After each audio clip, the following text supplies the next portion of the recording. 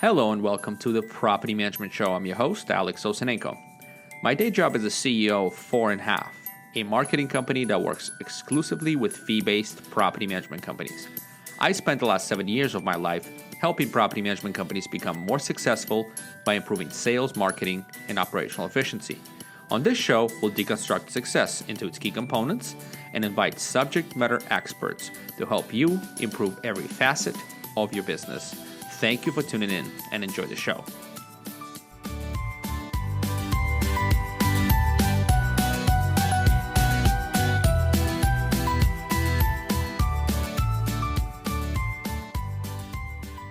Hey guys, welcome to the show. The topic today is how to position your property management company for a successful exit.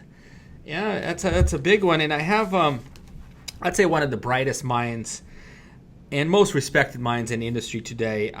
Andrew Propst is here to help us kind of investigate this topic, dig in deep. He's got tons of experience. I mean, let's start with something that simple as going from 200 to 4,000 properties for his company, Park Place Property Management, in 8 years. Right, Andy? Did I get that right?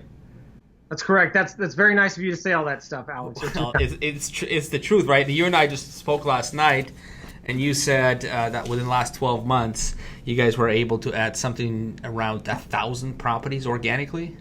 That's correct. 1,000. That's amazing. Well, actually, yeah. Let me correct you. So it was probably close to 700 organic doors and maybe 400 through a local portfolio purchase. That is still an unbelievable number.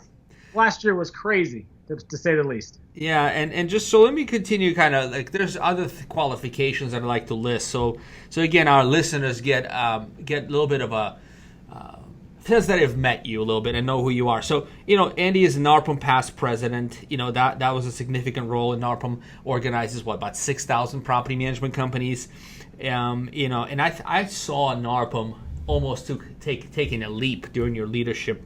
That's a separate podcast, but that was good. A movie was made after you, wasn't it? That's correct. The movie The Saratov Approach was made after an incident that I had while serving on a mission in Russia. No kidding, right? So which we could do this whole thing по-русски. Мы можем говорить по-русски. Да ладно. But let's not freak out our listeners any further. Okay. But that was pretty awesome. So he speaks another language. And now Andy is a CEO of HomeRiver Group. And we'll talk about Andy's venture in just a minute and kind of dig into the topic. I do want to mention quickly the two sponsors we have. First one is 4.5. That is my company. And what we do is we solve growth for property management companies. We're a digital marketing agency, and that's the single purpose we have, is to help property management companies grow. The second sponsor, and I'm going to talk a little bit more about them later in the show, is PM Growth Summit, and it's really an annual conference and a community for growth-minded property management entrepreneurs. And we'll talk more about that. Andy attended last year. We'll chat more about that during the break. Yeah, awesome. So let me kick this off with a killer question. This is going to be, we can take a whole podcast answering this question, but I want to get your take on this. What size do you need to be to meet your financial goals upon exit? Boy, that is a good question, and that could take a long time. But first, let me say just, thank you for the kind words, and thank you for all that you do for the property management community in general. You mentioned the PM Growth Summit, which was just a really refreshing conference. There was a lot of good new content in that conference, and that was one conference I took more away from than any conference I attended in a long time. I took a lot of the information that we took from that conference, took back to some NARPM people and said, hey, there's some areas where we could get better here. These PM Grow guys know what's going on. So, man, that was a great conference. And thank you for your kind words. I'm humbled beyond belief. Yeah, thank you. But so the question again is, go ahead. What size do you need to be? So as a business, as a property management business owner, entrepreneur, what size do you need to be to meet your financial goals upon exit? In other words, give some numbers out. Yeah, I mean, the answer to that is how much do you want to exit with, right? I knew you'd say that. Yes, of course. I mean, that's the answer. I mean, we all have different needs, but it's a very important question, Alex, because it's probably a question that 80% of property managers never even ask themselves. They look at it as or property management owners. They look at it as a source of income, and obviously, their business is a source of income for them. But all of us who own a business should eventually prepare to get that business to be sold. And the sooner you start, typically, the better, in my opinion. So okay, let's put some numbers out. $5 million. I want to exit, Andy. I need to exit with $5 million. What sort of, let's say an average rent is, I don't know, $1,800, whatever. Let's not get into the deep math here, but what size do I need to be to exit at $5 million? Roughly. Well, look, if there's at HomeRiver Group, obviously, our company, we do acquisition. We're acquiring property management companies and property management assets, meaning doors, contracts, all over the country. So first of all, we got to just decide, hey, if we're doing this deal, is it something that we want to take that person with us, right? And if it's a platform deal, which is a deal where we buy the company, all the assets, all the people in place, and we bring that on to HomeRiver Group, we're probably going to pay a little bit more than somebody that says, hey, I've got a couple hundred doors and I want to get out of the business, just buy my doors. Right? Yeah. But if you're selling your whole company, a platform, for example, our model is we base on EBITDA. We're an EBITDA margin multiple company, so we value your company based on the profitability. We take out a few things, and we make a multiple of that. So what's the unit size I need to be to get $5 million? Not from HomeRiver Group, but on the open market. Yeah, boy, I would say. Give me a number. We're leaving management fees aside just to give you an answer. I mean, $5 million, you're probably looking at 2,000 to 2,500 doors. Fair enough. Depending on the market. Fair enough. I just wanted to get a size. So, guys, if you want to exit at $5 million, you got work to do. And if you are already at that size, you potentially can get that number. No guarantees, right? It could be 10 or it could be 2, right? It depends on the company and profit. Yeah, there's a lot of companies that have a lot of doors, right? And they manage them for 3 or 4%. Well, your number is going to go down. So, a lot of your business, you could be at 1,000 doors and sell at $5 million if your profitability is there. So, and then that takes us to the next sort of a point. This one I don't know how to answer, but if I'm building my business to exit eventually, Andy, do I focus on sort of profitability of those properties, or do I focus more on the top line revenue that the properties will bring in and worry about profitability later? Just in other words, top line and bottom line. What is my main focus right now? Boy, I mean, both are important, but typically when it comes down to buying companies, the bottom line revenue is what's most important. You want to generate a lot of revenue, obviously, but what matters is what kind of falls out at the end. So, people base their company's success. I mean, you opened up the show with how many doors. Well, who cares how many doors I have if I'm not making any money? People aren't interested in buying companies that aren't proven that they can make money. There's companies like ours and other companies out there that can buy property management companies that aren't making money and maybe make some adjustments and change that.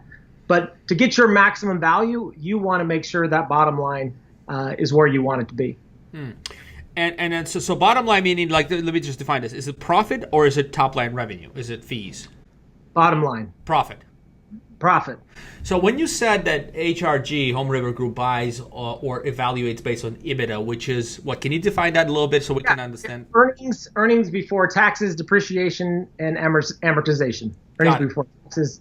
Yeah, exactly what I just said. So basically, if you run your P&L, that's the bottom line before depreciation. It's basically the bottom line. We take out certain things that don't really affect the number, right? Personal items, amortization, taxes, all that stuff gets moved out. You get a dollar amount on there, and then based on your profitability margin. So if you have a higher profitability margin, we'll pay a higher multiple. If it's a lower profitability margin, which again goes to the point that the bottom line is it really matters in selling your business.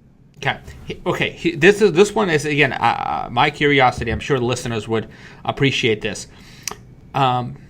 Check this out. Check this scenario. So I know a couple NARPM members, property managers. They manage 80 to 120 properties. They're immensely profitable. They do very well for themselves. Versus I know companies like who were 80 to 120 properties, and they're now 500, 700 properties. They may not be making as much money, but they're actually investing all that, instead of actually taking home all that pay, they're recycling and putting it back in the business and growing. I think, it's fairly clear now that I'm speaking about it, that being 5 to 700 unit property management company 4 or 5 years down the line will command a higher acquisition, higher exit. Or is it not necessarily? I mean, would you consider buying super profitable 120 unit portfolio versus a 400 unit property that is less profitable for the same price? I mean, is that even possible? Yeah, I mean, it does seem a little strange. And based on the due diligence and what the numbers say, we have paid a pretty high premium for portfolios, and we paid a very low premium for portfolios. So the door count doesn't matter as much as the overall performance of the company. So okay. But do you guys, and this is one thing, as an acquirer, when you sell a property management company and somebody buys a company, isn't there idea that you will add efficiency and you can make sort of some of the less profitable ventures more profitable?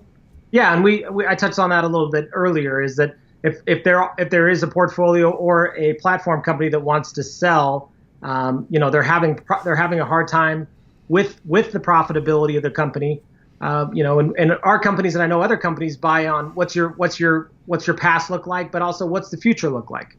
If maybe we can add some things in here, or there can be some minor changes in here, then if we can perform that performance out, then we will pay for a brighter future. Got it. Not just focusing on top line and not just focusing on bottom line, but bottom line is critical here if you want to get a higher rate, a higher exit. Okay. Yes, and there's other companies that do, there's companies that buy per door, there's companies that buy on, I've heard of 1 times gross revenue, 1.5 times gross revenue, 5 times profit margin, whatever that is. I mean, there's a billion different ways to do it. But the typical way is, hey, let's look at the bottom line, add a multiple to it without making it too complicated. Sure. It's pretty easy to figure out what the value of your business is on the open market. Gotcha. Okay, so EBITDA. Now, this is, as a marketer myself and somebody who, sees property managers invest so much time and effort into organic growth, and Park Place, done phenomenal with that. How much does marketing, search position, brand, historical growth matter in the exit value? And that depends. That really depends a lot on the buyer and what they plan on doing with the business. For us, it means quite a bit. Our company, for example, eventually will rebrand. So in the future, it might not mean as much as it does right now. But if you're selling to just some guy that wants to take over your business and just start running your business, that to me is worth a lot. Positioning on the market, the reputation of your company, where you rank on Google. Those things in a relationship business, which property management is, let's be honest, those things are really important. But if those are areas that you struggle at, that doesn't mean your business isn't worth a lot of money still. But those things are important to people that are looking to buy. And when we're buying platform opportunities versus portfolio, we are looking for some of that stuff for sure.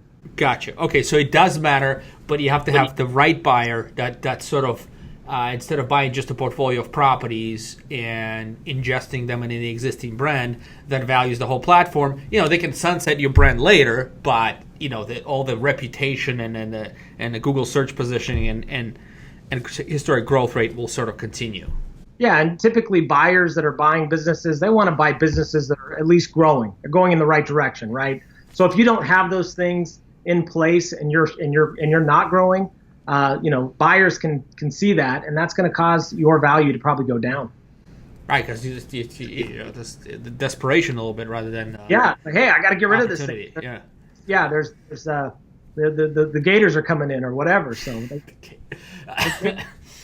Speaking of gators, yeah, nice. Let's not go there. So,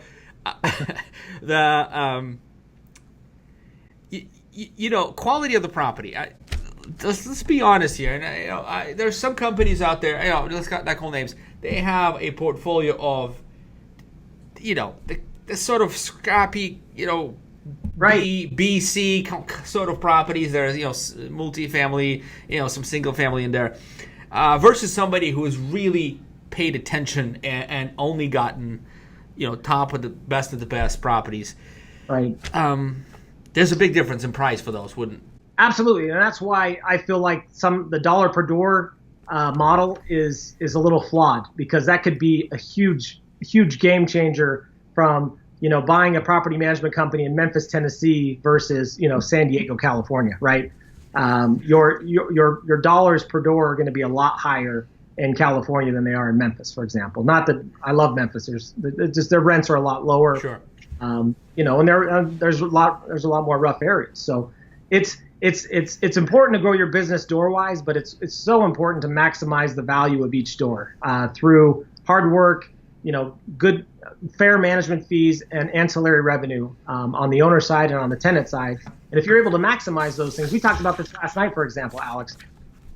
You go to a NARPM conference, you go to an IRM conference, you go to PM Grow Summit, for example, and you go back with a list of things you want to do, but you get into the day-to-day, you forget all about it, and you don't add that additional revenue per door.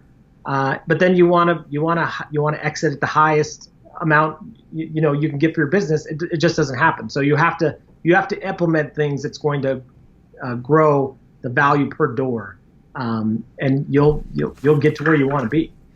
Yeah. So let's actually dig into here a little bit and flesh this out. So ancillary fees, you call them. If you don't mind, I'm gonna introduce a new term I don't like the word ancillary. That doesn't sound like they're bringing value. I like value add. That's what Affilio calls them, value add services. I like that.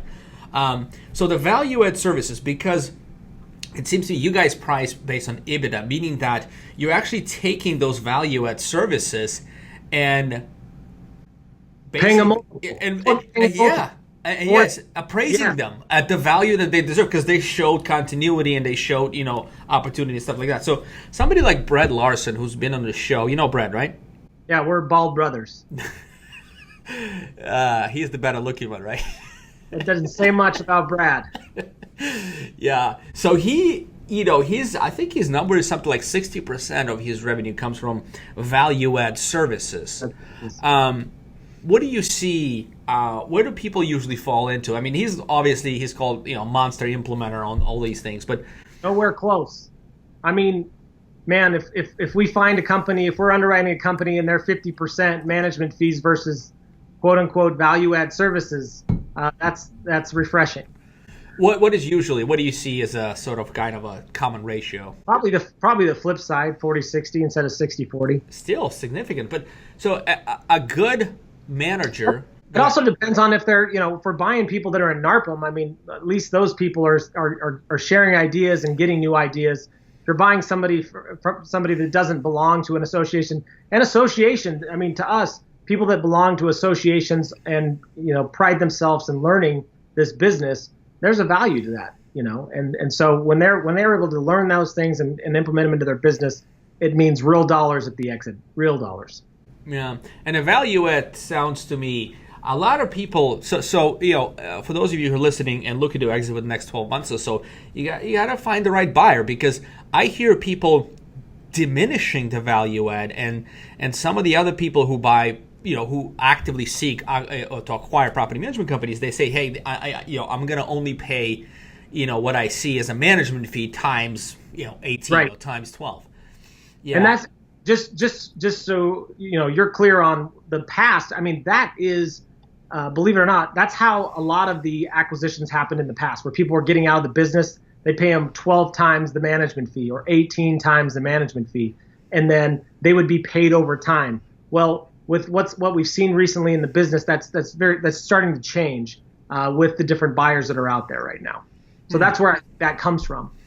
And, a lot of the buyers that are out there right now value those fees for sure.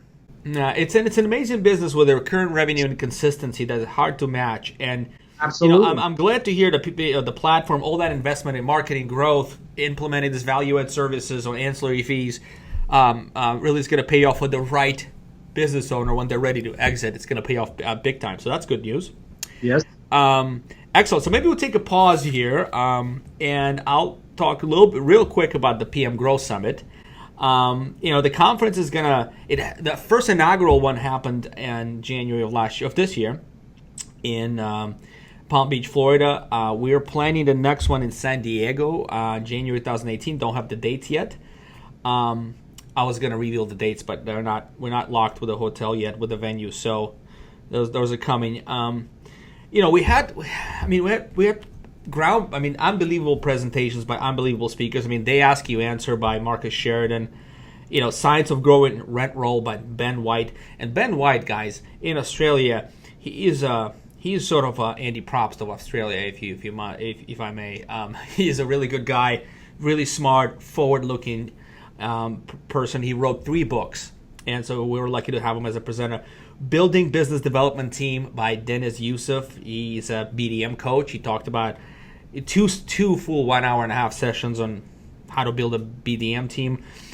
Building investor focused brand with Doug Skipworth, and 22 more.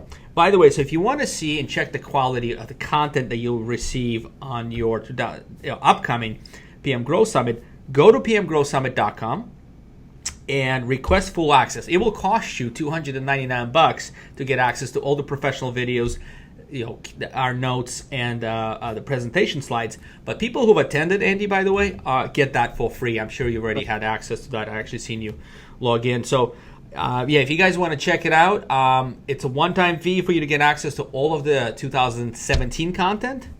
And the next, we'll have an announcement once we have the dates. That's good. So let's talk about. And by the way, Marcus Sheridan was worth the price of admission, and everything else was just gravy.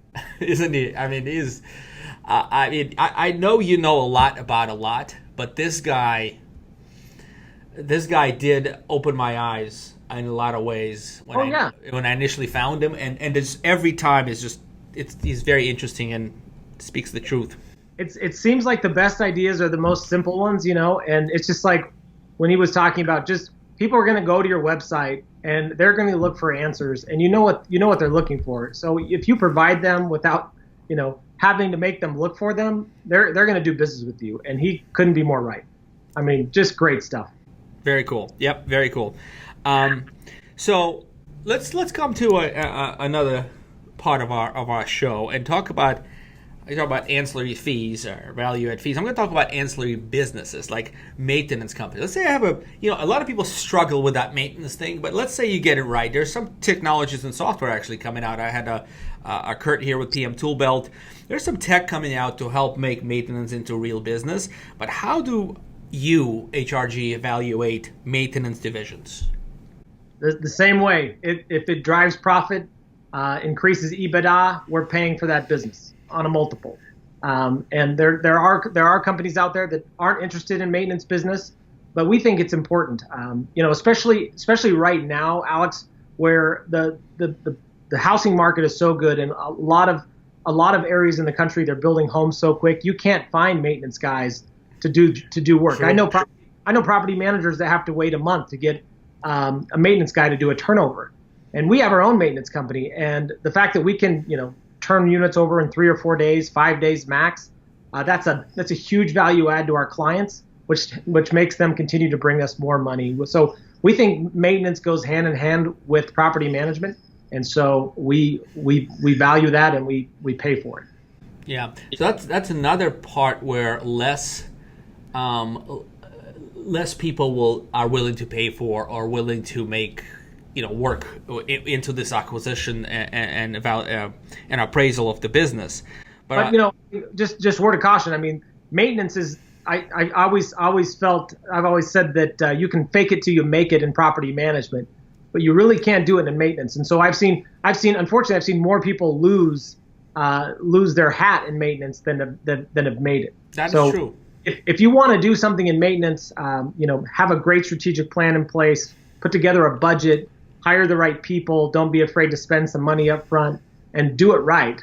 If you're trying to quote unquote fake it till you make it, it's going to cost. And I've just seen it so many times. So I'd hate to sit here and tout maintenance and somebody says, I'm going to go do maintenance because it's going to make my business worth more. It actually could make it worth less, because I know just as many people that lose money on maintenance than make money. So just be careful with that. So since you run a successful maintenance company, do you mind giving us a good 2-3 minutes, like a high level wisdom? Do you make it a separate company, same company? Do you combine payroll? How do you do it right? Well, that's another 3-hour podcast. This is how we do it. And I'm not saying this is the best way to do it. We have one company. Park Place does maintenance. We don't have a separate company. And there's pros and cons to that. Obviously, if there's an issue with the maintenance company, our company, the property management company gets lumped into that lawsuit. But you save a lot of money, right? You don't have to get multiple insurance policies, et cetera. So you just kind of have to weigh that out and make sure you're doing, what's best for you, which makes the most sense to you. I would consult a tax advisor. I would consult an attorney, and consult a mentor to get it set up the way that you think it's going to be the most beneficial to you. But in my opinion, a great maintenance company is making good hires and having a good system and utilizing technology. When we've done that, we've done really well in maintenance. And when we haven't, and then don't try to do everything. I see so many people in the maintenance try to get HVAC guy, a plumber, blah blah blah. Do things that you can offer a good service at.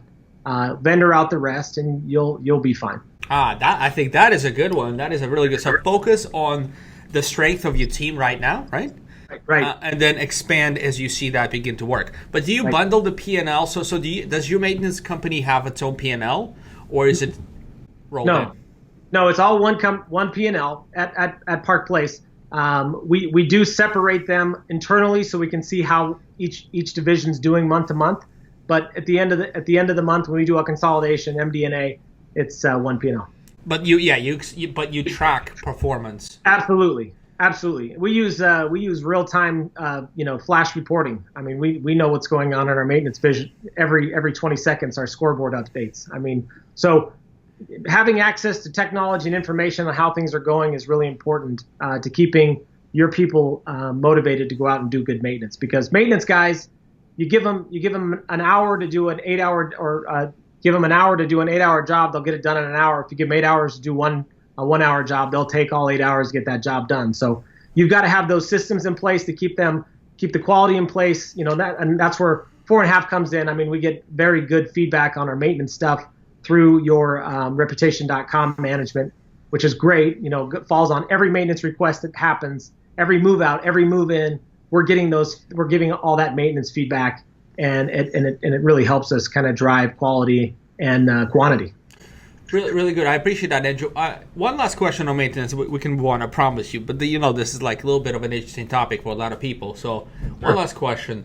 How do you know it's profitable if you're sort of, the only expense you run against that as a maintenance company would be what? Payroll, right? But are there materials, there are other stuff? How do you know it's profitable? How do you know you're making money?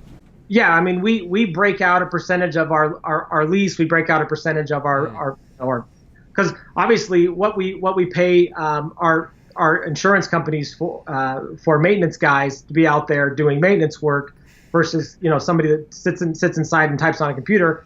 That's higher. That insurance is a lot higher. The workers' comp is a lot higher. So we have it all broken down into percentages, and then we actually have real bills, so we can figure out what management is making versus what maintenance is making.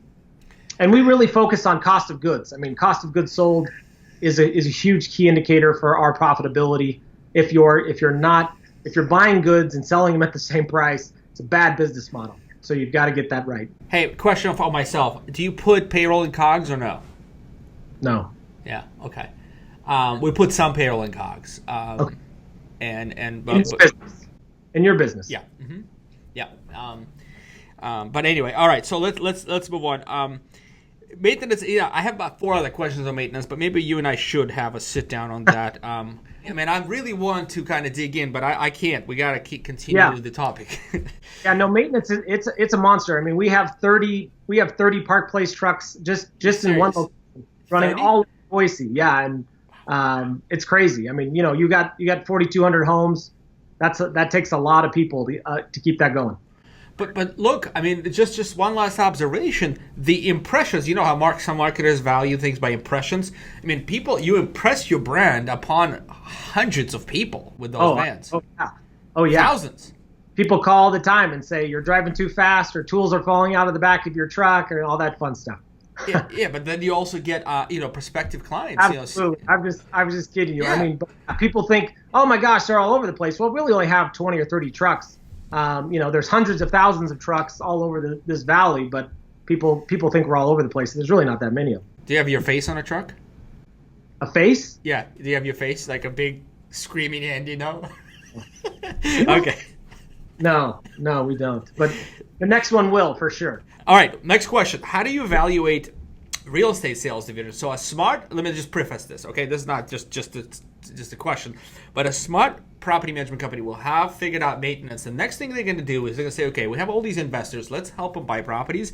Let's help tenants get into new properties and buy more properties. Let's help our people who are offloading sell properties. There's tons of opportunity. In fact, the ratios I've done, Andy, on an average, good property management company will sell one per year, 1 out of 20.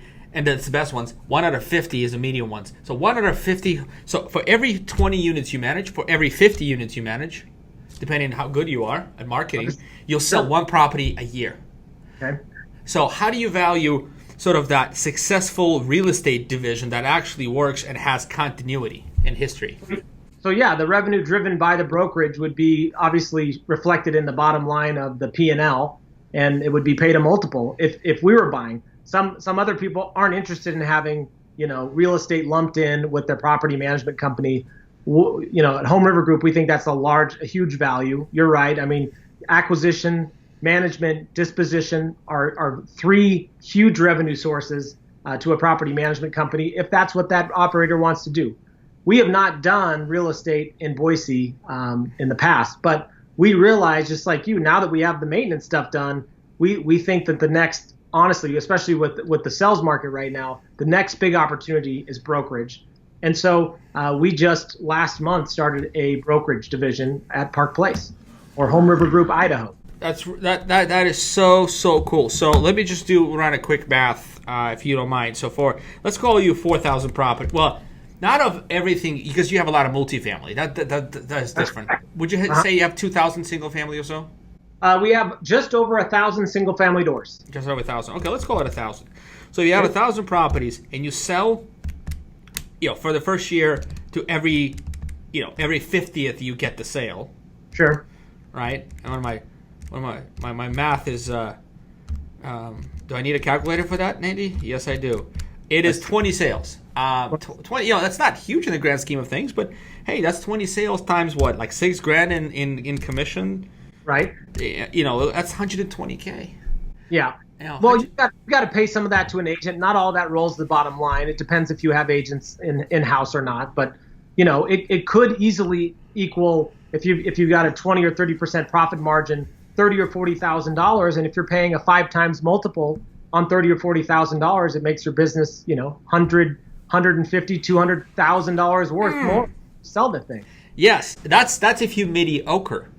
Okay, that's if you're just starting this out and word of mouth. But if you actually you have intent and you market to your owners and tenants, every 20th property will get sold by you in that given year.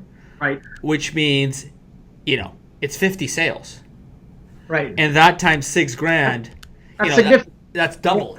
Right. Yeah. So anyway, so guys, I guess. Yeah, I mean, you could exit if you're doing.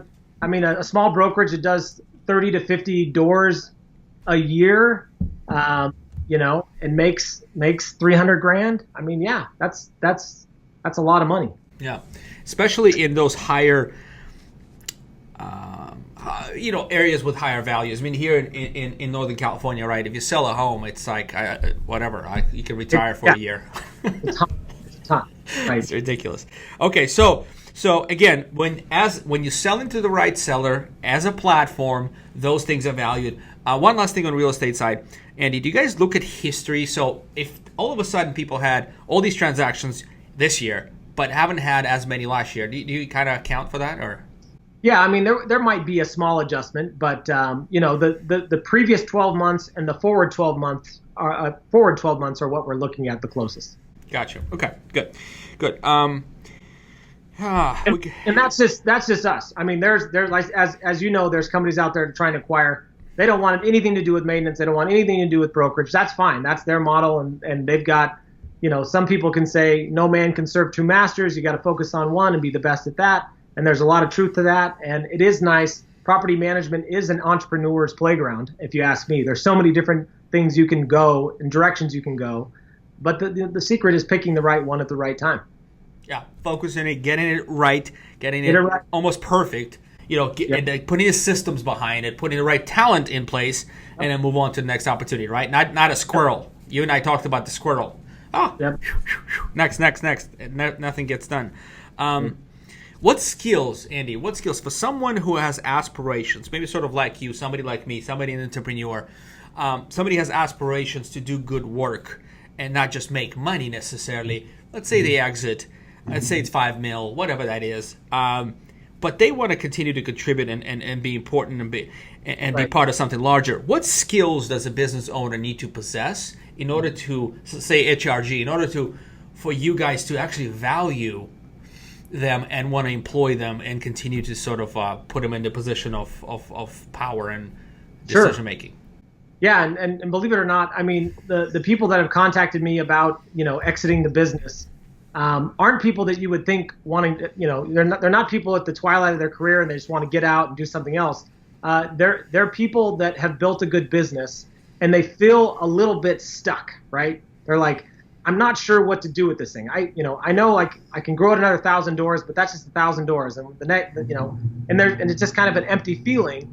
They want to be a part of something bigger, and they want to contribute more. They want to be heard. They want to have peers. Because when you're running a business all the time and you're at the top of this business, it's lonely, man.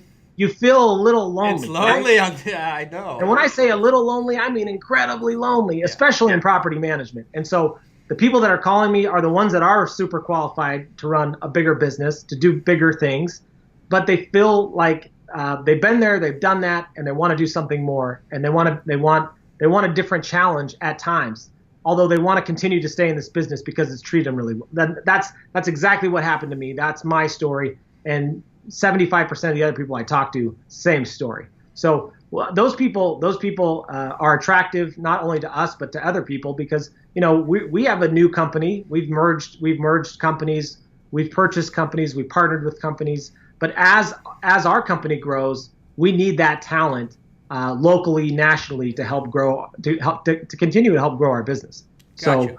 So very rarely are we buying a platform and saying, hey, you just stay there in Chicago and don't leave Chicago. No, we're saying, hey, you're doing something in Chicago that's great. Why don't you lead an initiative for us that we can spread across all the country and make us better. So there's a lot of opportunities out there like that, not just with us, but with other companies. So, So as an exit, as an entrepreneur looking or potentially thinking of an exit, this isn't necessarily a retirement thing. You could I guess sell a property management business, go do something else, and a lot of people have, which is fine. Right. Or you can continue doing what you're doing, just have more meaning assigned to it. I have, we talked about 10xing your opportunity, 10xing your responsibility, 10xing your, involvement, your purpose, whatever. That is one of them. Okay, good. I actually didn't know that. That actually kind of is very interesting. So is there like a core skill set besides? Is a core skill set you're looking for in those owners? Well, believe it or not, I mean, right now it's very. A lot of the companies that we're underwriting to purchase or partner with, it's very common to find people that are pretty strong operators, good accounting, right? But one thing that we find is more difficult to find in almost any market right now is organic growth. So people that can grow their business organically are at a great premium anywhere in the market, right? But somebody that has a solid work ethic. Great communication skills. I mean, these are things that are just like obvious, but you've got to be able to have great accounting. You've got to be able to communicate. You've got to be able to build relationships, market yourself. return phone calls, work hard. Those things are much appreciated in this business, but rarely found. Got you. So, I will take a quick sponsor break. We'll come back and talk about the how much does operation efficiency and stellar team actually matter if you try to exit or get a good appraisal for your business.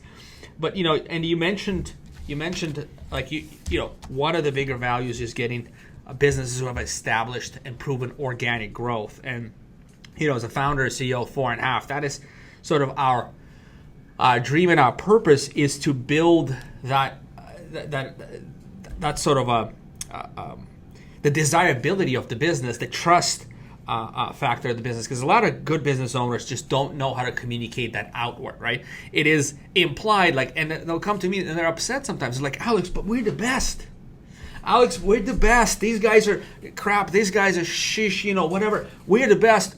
Why aren't we growing? And they're angry. I'm not kidding you, Andy. Every day I have these every other day I have these conversations, and it's like, well, you got to put it out there. Marcus Sheridan, right? They ask, you answer. It's as simple as that. So we help with that. So we went from being in the garage 5 years ago to a 23-person company. We're very passionate about solving this one problem, which is growing property management companies, and we do it through creating videos and articles. That's number one. The content.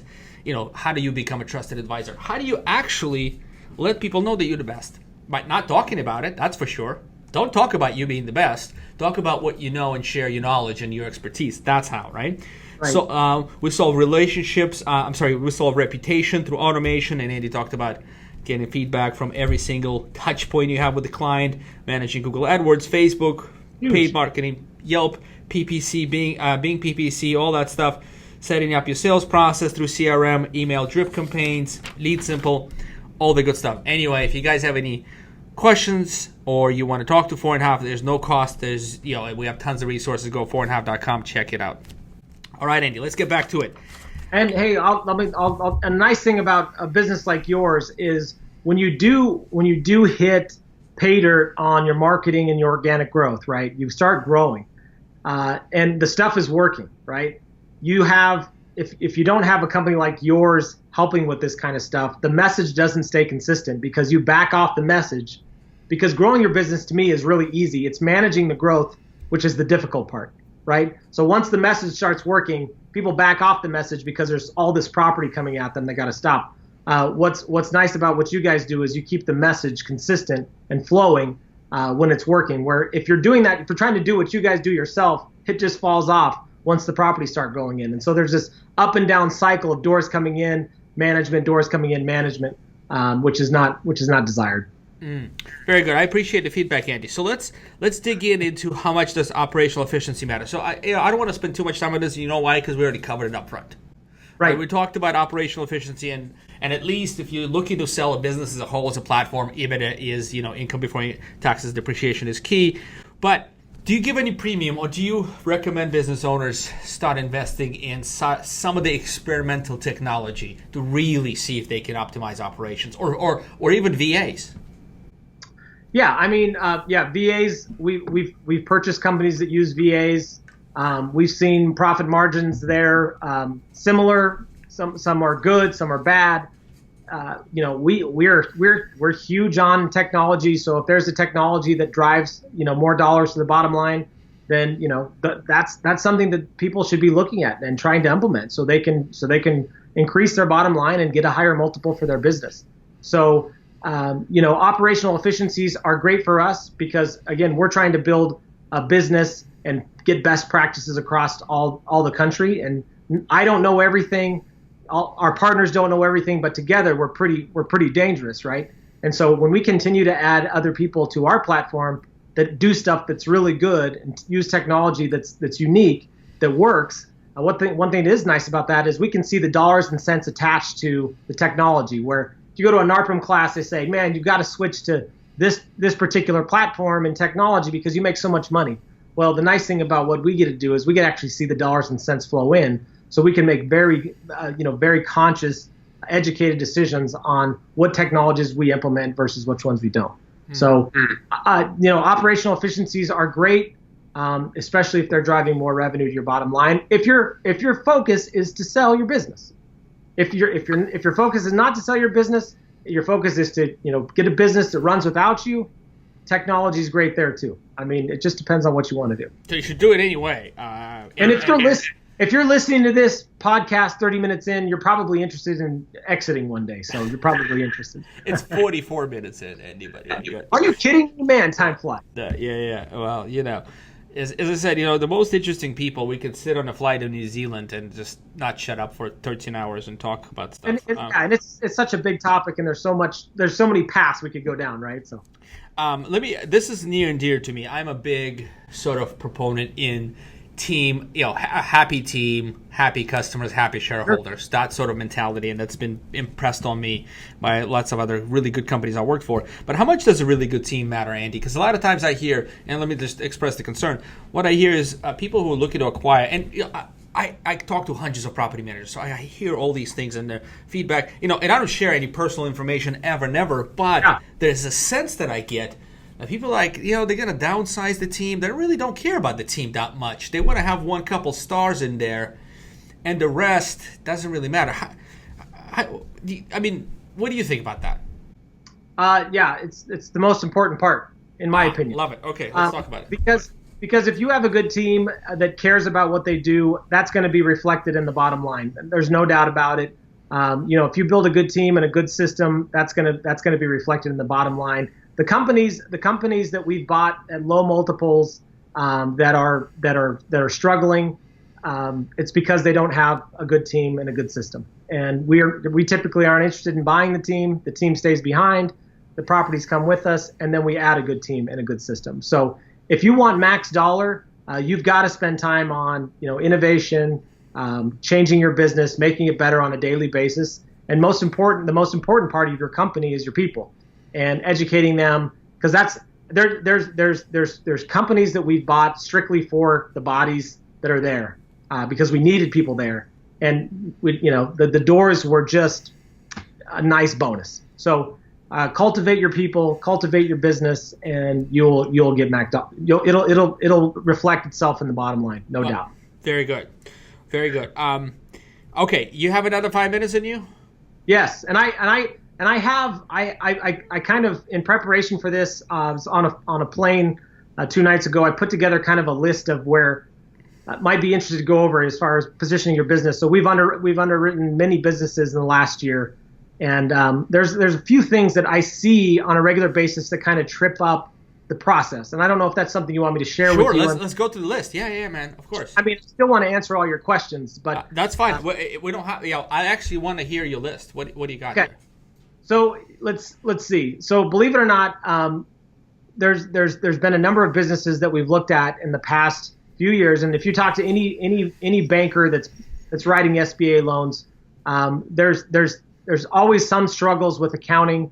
None of that stuff is deal killers, but you want to try to at least have property management companies reconcile their accounts on a monthly basis. So clean data is important when you're trying to sell your business. So these are great things to kind of keep in the back of your mind and make sure that you're doing in your business if you want to sell this thing one day, right? So clean financials, reconciled financials, clean data. Are you able to get good reports out of your system? Deposit liability reports, trust account balance reports, historical unit counts. I can't tell you how many people don't have any access to their system to see how many units they managed 6 months ago, 1 year ago, 2 years ago. So, people that are buying your company want to see the activity, the growth. Data entry formatting. This is something so simple, like at the end of if you're adding a new tenant, is it street? Is it ST? Is it ST period? And when you're importing and exporting a lot of data, it's really important to have that right. Very rarely do we look at companies that have a strategic plan in place or a budget. And those things are really important, especially if you're selling your business on a go-forward basis, where you're staying around. We want to see what those numbers look like today, yesterday, and most importantly in the future. One thing that we see on a regular basis is a large amount of receivables. So you'll have a bunch of owners that owe you money, a bunch of tenants that owe you money, and it's in the hundreds of thousands of dollars, which could be a problem when you're trying to sell your business, you might have to do something there to make that right before the business sells. And then, obviously, our company, we buy businesses at little to no debt. If you're selling a portfolio, things like a budget, a strategic plan aren't as important. Where things are important is you got to have your management agreements current. So there's a lot of people that are managing their properties on expired management agreements, and that might drive your value down. And they might have a lot of receivables. So those are just the little quick 2 minutes of things that we see on a regular basis when we're looking at these companies. Not deal killers by any means, Alex, but something that we see a lot. And so if you're thinking about selling your business, tomorrow, a year from now, 5 years, 10 years from now, there's just some things to look at to try to get right. Because I don't think no matter who buys your business, the cleaner those things are, the better price you're going to get. Yeah. It's called the financial and the data hygiene. Right. They got to start early and get it right. So that's actually a very good list. I think that might be one of the most helpful things on the podcast. And what we'll do is on the write-up and on the in the notes, we'll make sure that we bullet point those. I think those are easy, but I think overlooked as you noted. Believe it or not, I mean, it just seems like so simple. And like with Marcus, the simplest things are the best things. But if you're not consciously thinking about doing that stuff, then it just doesn't happen. All right, we're sort of on the tail end of this, but I do want to sort of get some of your advice for people who are looking to sell within the next 12 months or sooner. Maybe give me a sort of like a synopsis on the best way to advertise, solicit and receive bids, evaluate bids. Right. I'm ready to sell. What do I do? Man, I think you first start by going. If you're a member of a trade organization, that's a great first start, in my opinion. Go talk to other property managers, see what's going on in the market, see what people are paying for property management companies, so you can kind of get an idea. Just like, for example, if you're a lot of property managers are real estate agents, right? You're going to do some comparative market analysis, and the best place to start is with the association, I think. Go talk to those guys, see what's going on in the market. There's guys like us at HomeRiver Group, Renters Warehouse, Property Frameworks, and the list goes on and on of people that are trying to do this on a national basis. Those are great contacts. I mean, typically if somebody's interested in selling, we'll at least have an initial conversation with them, try to get an idea of when they want to sell, and then kind of give them an idea when we're available to kind of underwrite their business. You can talk to business brokers, you can talk to accountants, you can talk to bankers. All these people are really good at helping you understand what your business is worth. And if you come up with a number that makes sense to you, that might make sense to the market, you've got to go out there and let people know that that's happening. And you don't have to contact a business broker to do that. There's a lot of people that do, but obviously there's a fee for that. They take, that's how they make their money, is they take a portion of your business that you sell it for, and they put that in their pocket. So a lot of people that have property management companies, they're good salesmen themselves, and so maybe they don't need that. But I don't want to take that away from any business brokers out there. Sure. All right, man. This was illuminating in a lot of ways. To be honest with you, it's a good subject. And Andy, before we leave, I want to give people a way to find you. How do people get in contact with you? Those who might be interested to work with you on this. Oh well, boy, that's nice. You can reach me anytime on my email, Propst, P as in Paul, R-O, P as in Paul, S as in Sam, T as in Tom, at homeriver.com, or you can reach me by phone at 208-921-6963, and I'm happy to chat with you, answer questions, do whatever we can do to help. I mean, we try to help property management companies anywhere. I mean, our biggest competitor as property managers is not each other, it's the do-it-yourselfer. We've got to work together to get that guy convinced that we offer great services, because by gosh, we do. So I don't care how it happens. We can get there together. Yep. All right, Andy. Really, I appreciate your time and your energy you brought here. Guys, hope you enjoyed, and we'll see you on the next episode. Have a good one. Thanks, Alex.